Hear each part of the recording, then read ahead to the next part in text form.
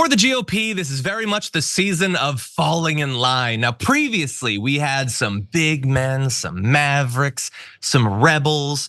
They weren't just gonna bow down to Donald Trump. They were willing to tell it like it is and criticize him, even lay the blame at his feet where it belongs for horrendous things like the mismanagement of the pandemic or the coup on January 6th.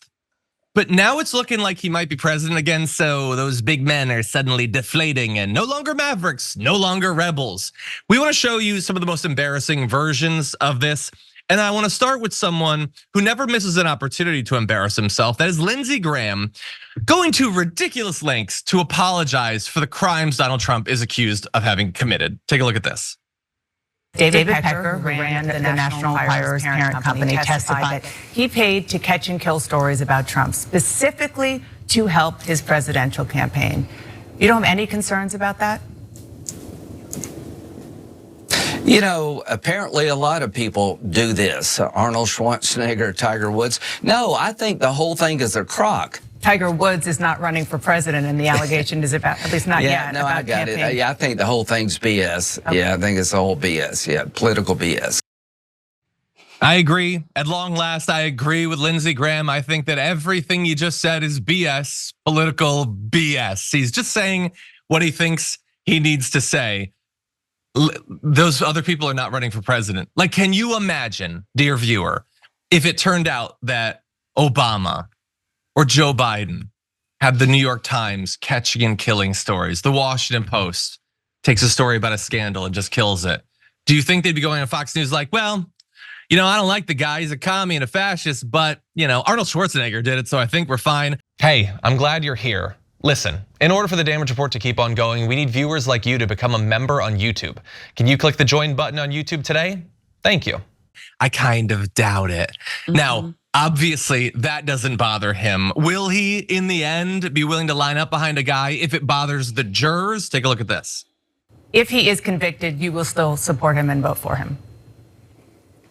Absolutely. I think what's going on with Donald Trump is weaponization of the law. He's being prosecuted in Manhattan, one of the deepest blue cities in the country. Georgia and Fulton County. Jack Smith is going after Trump, but Clinton and Biden. Anyway, I think most people have written this off. I love it. First of all, that's wishful thinking. Not everybody has written it off. And your heart really isn't in the whataboutism when you're like, hey, he's going after President Trump. Meanwhile, with Biden, whatever. Like, dude, do you care? Do you think he committed a crime? Because you don't seem that bothered by it. And he goes through the same stuff that Alina Habba gets caught on. Like, why is this happening in a blue place? Because that's where he did the crime. And I'll end on this. The weaponization of the law.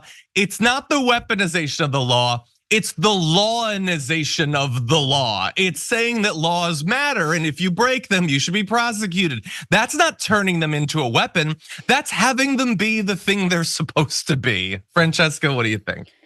I mean, it's really funny to catch sort of a Trump loyalist like Lindsey Graham before they've had their coffee, because they're not up on like the number of excuses that they have to just go through, rather than what they really want to say, which is just like, I don't care. I'm gonna vote for him. We want lower taxes. He's a Republican. You can grab whoever P word you want. Like he just wants to say that. Like, so when you get the right really tired or just off their game, they're like, I don't care. He could shoot, he could kill my grandma. I mean, maybe even my mom.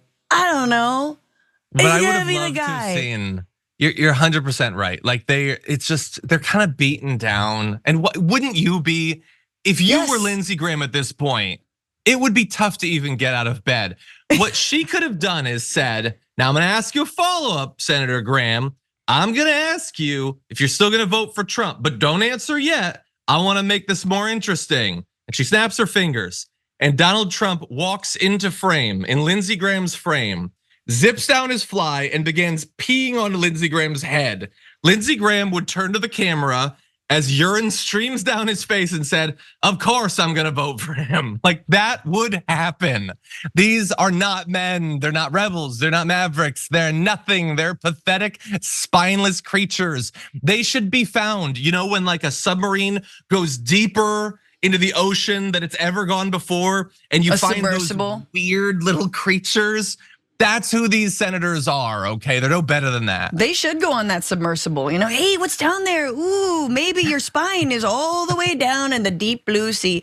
Lindsey Graham, in that analogy, would probably vote for him even more. He would campaign and stump for him. 100%. That to become a reality, and he zipped down his fly and all the things that you said that I really don't want to think about. You're grossing me out today, John. I'm trying to flip the script a little bit. I had my caffeine.